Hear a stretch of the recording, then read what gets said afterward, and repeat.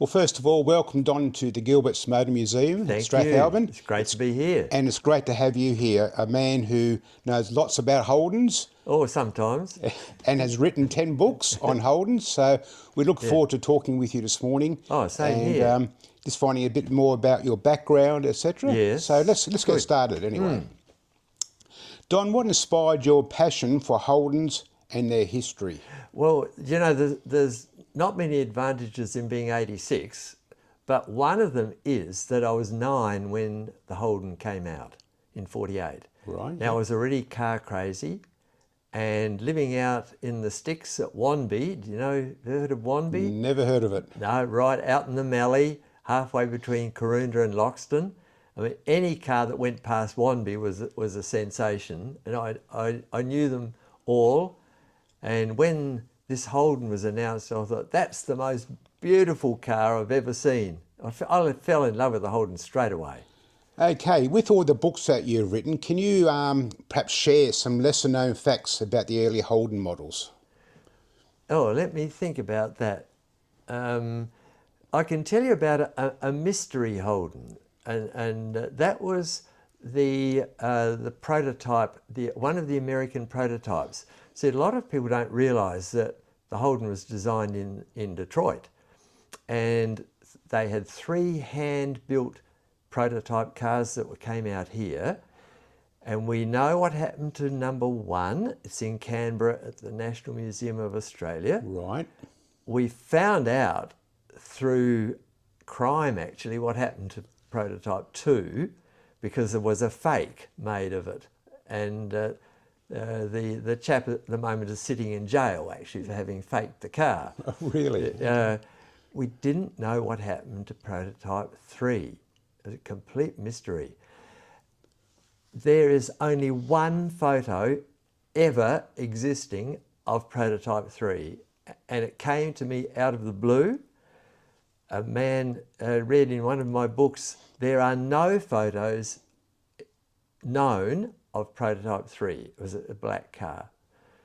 And out of the blue, I got this letter saying, is this what you're after? I couldn't believe it. Wow. It was a photo he took with his brownie box in 1948 of this car in Melbourne. And he was a car spotter, and he's a number plate spotter. And he saw JP482, he thought, yep, that's a prototype car. And so we didn't know whatever happened to it. Well, I was showing my son Michael a photograph of the prototype Holden utility. And I said, now Michael, this is brand new, it's just been finished. And he said, no, it isn't. I said, what do you mean? And he said, look, that's used. Look at the carpet, it's dirty. Look at the seat, it's got a sag in it. Right. And I said, oh, they must have started that from some original car. And then I looked more closely and I saw it had 2-tone paint. And I said, there's only 3 cars in the world that had 2-tone paint, and they were the 3 American prototypes. Really? Okay. This prototype ute has been created out of American prototype 3. Problem solved. Wow, that's a fantastic story. Thank you, Michael, for that. Yeah, that's great. How do you think Holdens have shaped Australian automotive culture over many, many decades? Well, I think they became a household term, didn't they? That so many families bought one. It was either their first car ever, right, or their first nice car, in the case of my family. I mean, we had a 1928 Chevrolet, an awful car. It was horrible because it's what we now call the poverty pack. Oh, really? It was the cheaper of the two. So it had no bumper bars, it had no electric windscreen wiper, not two. Just one, okay. And it was operated by hand, poor old Dad. the car leaked water onto Mum through the windscreen. She had a piece of plastic over it. It was awful. And that's what we had. When we got a Holden, we couldn't believe our luck. Wind-up windows Right. and utter luxury, you know. It was amazing. I guess it didn't have things like air conditioning, radios, No, CD players, obviously, did it? It was so novel for us. And the interesting thing was, we were talking before about Monarto with the farmers with all their smart cars. Yeah. Only the poorest, we didn't realise this, but only the poorest got a Holden. That was a farmer and us. Right. But somehow we thought we were Christmas. Fantastic. Yeah. And it's true about, how did the Ute come about, the Holden Ute in that era? Well, it was known that there would have to be a Holden utility. They already said that at the announcement of the Holden in 1948. Bettel, managing director, in his speech said, and there will be a utility. They called it a utility truck, Right. strangely enough. And what was the purpose of having this utility truck in those days? In those days, farmers needed a utility, and of course, at the time they had big Chevrolet utilities, and the Holden utility came with a rather a shadow, because people thought, what, 700 weight? Is that all it can carry? What farmer's going to want a 700 weight ute when there are others available with 1200 weight, even 1500 weight? Okay, right. And Holden's answer was, if they want more than 700 weight, they'll get their truck out. And it turned out to be true, that the Holden, with its 700 weight capacity, was perfectly adequate. So Holden had a good idea what the Australian market was in that era. Yes. Of course, the cleverness of the 48 Holden was that it came into an empty market space. Right. Yep. Big Chevrolets, Pontiacs and Oldsmobiles, or big Rolls Royces, or little British cars, but there was an empty market space for the Holden. So clever. So they're obviously very clever in predicting the future, I guess. Yes. And look where the Holden utility ended up in the 2000s. And, you know, we've got to thank Lawrence Hartnett, the former managing director of Holdens. Okay, he fell out with GM over the design because Hartnett didn't want the Holden to have mud guards. It wanted straight through. Really? Okay. And he was progressive. He was too progressive for General Motors. He knew that straight sides was coming. And guess what? In February 49, out comes the Ford Custom with straight sides, which made everything look old-fashioned. Really? Okay. Interesting. Yep. Hartnett was too advanced for his time. Okay. We're talking about different models, the very early model Holdens. Which Holden model do you consider possibly the most iconic, and why? Oh, now that's open to extreme argument. Yep, good. People will say the FJ. Everyone knows what an FJ is. Yep. Others will say the EH. That was extremely popular. It was lively. It had this new engine in it that was much more lively than the poor old grey motor and in the EJ. And I think a lot would argue for an EH. Yeah. And it's interesting that the young bloods, they like to hot them up, put alloy wheels on them, lower them, and you see a lot of modified EHs. It was a very popular model. It still is. You see a lot around still. You do. And as you're saying, they've been modified, and they were obviously very popular in motorsport at the time as well, the EH Holden. Yes, they were. They did very well. Okay, what challenges did Holden have post-war? There were strikes in 49 that were quite serious. And actually the challenges already started when they were trying to get the Holden into production, because there's a grave shortage of manpower, skilled workers and components. Now when you think that to put together this first model, they had 304 suppliers. Now, imagine the supply manager trying to organise 304 suppliers. Yes, this is a real car. We are doing it. Will you supply us this part, that part? And it's interesting. I mean, Holden's manufactured a lot of the parts themselves, but they had to have all these outside suppliers. And Arthur Wigan, the supply manager, I really admire that man, because the prototypes came here from America in January 47. Now the Holden came out at the end of 48. Now that's a pretty quick time to put a brand new make into production. I'm full of admiration for him and for all the workers that just worked on 3 shifts, 24 hours a day, to get this car into production. And as you said, the supply or parts were coming in from different organisations or different companies. And this is obviously before computers and internet, etc. It was. So it all had to be done by paperwork and mail and whatever. And one component short, you can't put the car together. Yeah. It's an interesting... Don, have you come across any rare or unusual Holdens during your researching of Holdens? Yes, a lot. Holdens by motor body builders. For example, Holden station wagon. Now, there was a firm in Melbourne called Cordell's who converted Holden sedans into station wagons.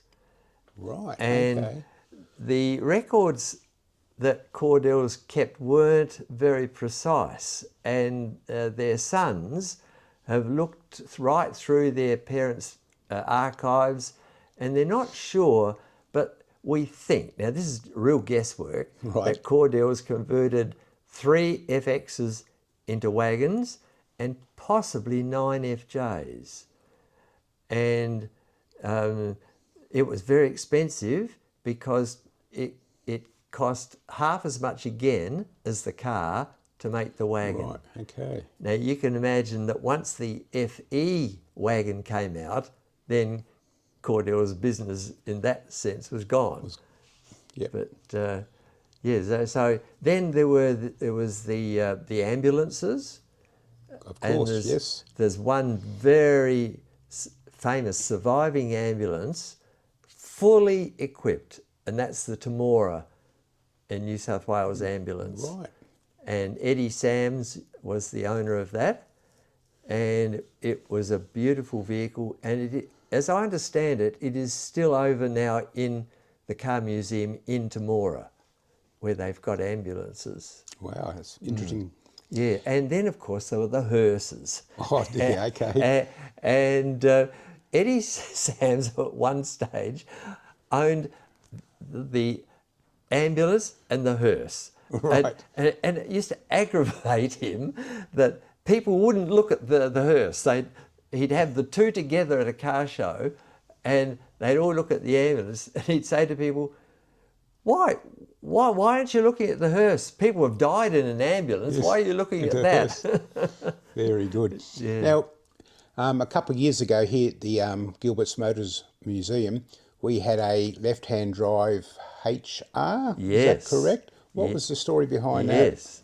That was a very interesting story because it went to Hawaii, and then by a long journey, details of which I've partly forgotten, it came eventually to Alice Springs, and then the owner managed to buy it from the chap in Alice Springs. The Alice Springs man was eccentric, and nobody knows how ever he managed to sell it to anybody, but it was sold then to my friends down south. I'll get their name in a minute. And they had it for quite a few years. And in one of my books, I think it's in Holden Treasures, I've got a feature on that car. And we've got the statistics of Sneddon's. Right. Chicker and Peter Snedden. It was their car. And Peter had all the details of how many of these left-hand drives were made. It's just marvellous what he had. Sadly, he's passed on now.